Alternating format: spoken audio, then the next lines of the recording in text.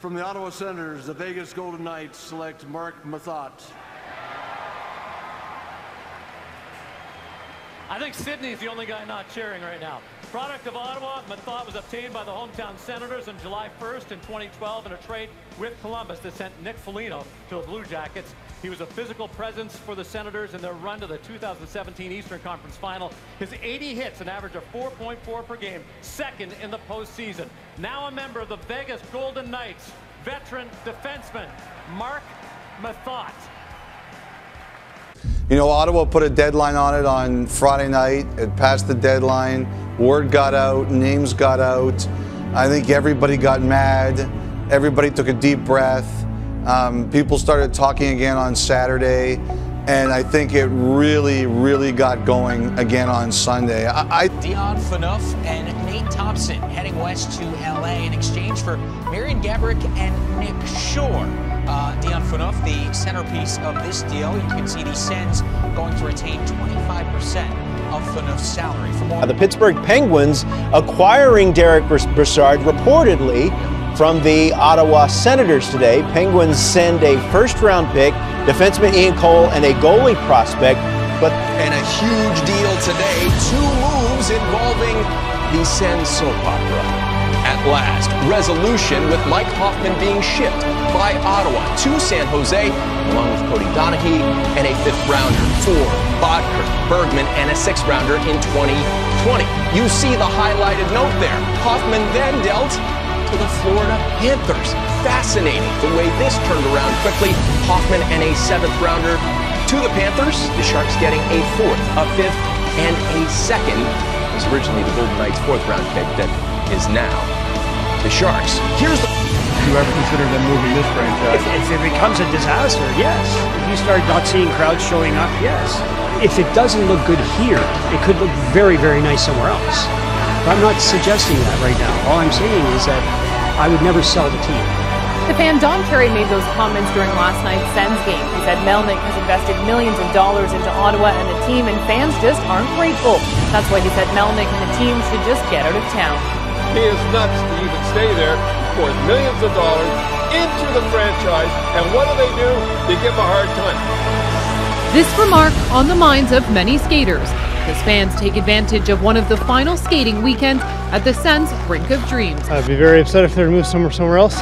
Stephen Klump has been a Sens fan for years. Centered in front, scores! And although he has some concerns with the direction of the team, he says Don Cherry's comments that the team needs to move are way off. This for Melnyk. Melnyk isn't forever, but if we lose this team, it's gone forever. So I think we have to grin and bear it.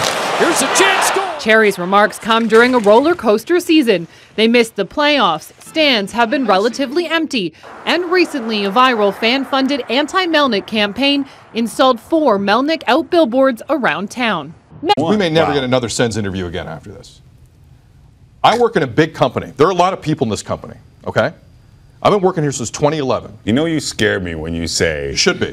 When you say... Should be. We may never get a Sens all those lawyers we got in the 7th floor of their board, get ready. There are a lot of people in this company who have ideas. And occasionally in this company, someone will come up to you with an idea that is pure unadulterated ass and ask you to help them. I'm not the kind of guy to help them. If I see a bad idea, because my face is here, to hell with you. I'm not going to do it. That guy heard the bad idea and did it anyway. Mark Borowiecki is the complete opposite of me as a company guy. And he did this bad idea with Eugene Melnyk. This is where I'm going. He said yes to that. I thought you were going to blame Mark Borowiecki for this. No. Mark Borowiecki is the team player. Yeah. I am not. Right.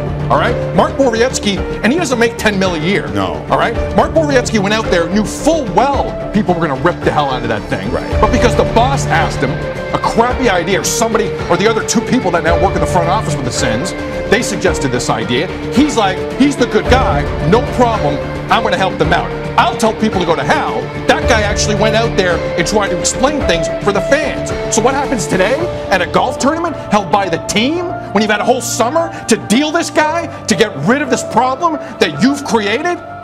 You sent him out there again to talk to the media after you screwed him 2 nights ago?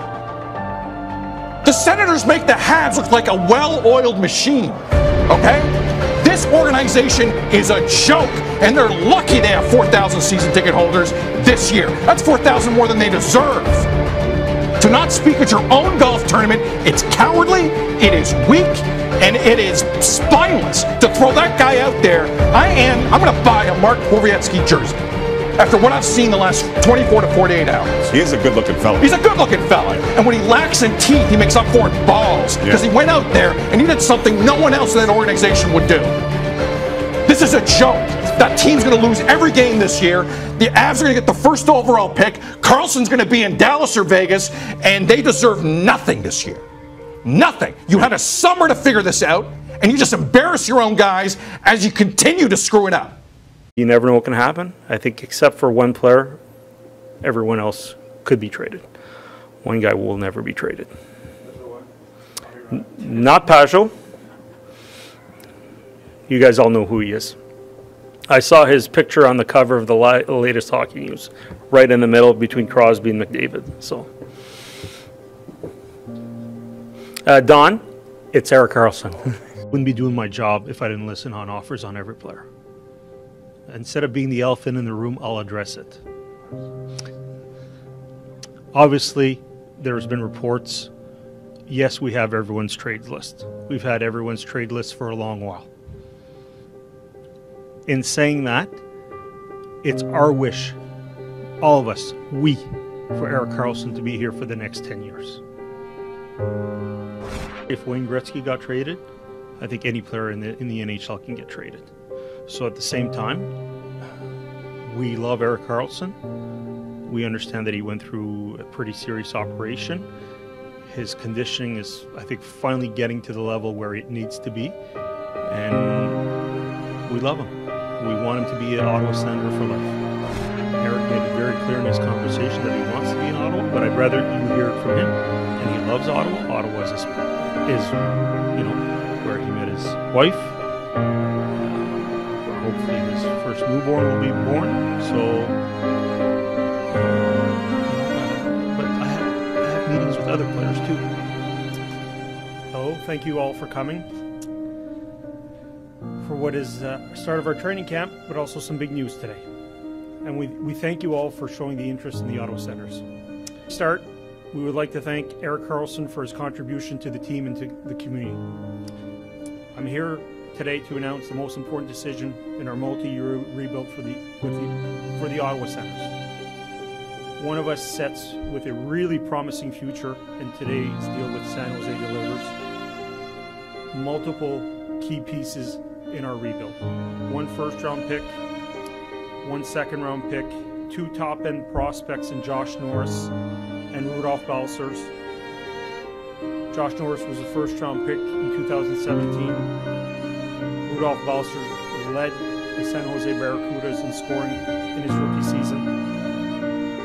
2 current roster players, in Chris Turney and Dylan DeMello. All these in exchange for Erik Karlsson and Francis Perrin. We know that Erik is an exceptional hockey player whose skill delighted our fans for the past 9 years. We thank him again for his dedication, and we wish him all the best in San Jose. Thank you. I actually didn't write a statement, but just going to speak from my heart, and I wish we were standing here during different circumstances. It's a very emotional and sad day for me and my family, but it's an unfortunate part of the business.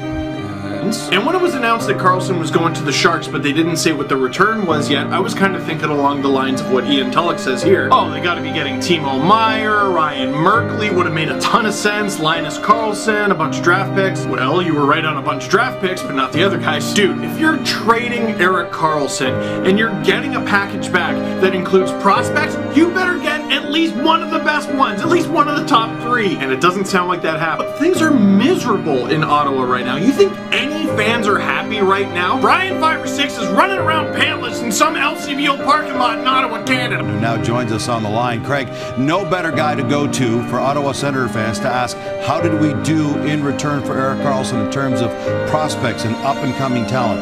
What are your overall impressions? Really poorly. That's what I think they did. They traded a superstar for no frontline players, no player. This day was always coming, but Erik Karlsson admitted he was caught off guard. I haven't really wrapped my mind around that. You know, we're in the situation we're in right now, and you have to deal with it. So I think that once it settles down there a little bit, you know, you can start looking ahead and moving forward a bit. But as of right now, you know, it's an extremely emotional and sad moment. And even though you've heard a lot of things about this could be possible, I think that you can't really prepare for any of this. So it's sad. You never know what can happen. I think except for one player, everyone else could be traded. One guy will never be traded. Not Pajot. You guys all know who he is. I saw his picture on the cover of the latest Hockey News, right in the middle between Crosby and McDavid. So, Don, it's Erik Karlsson.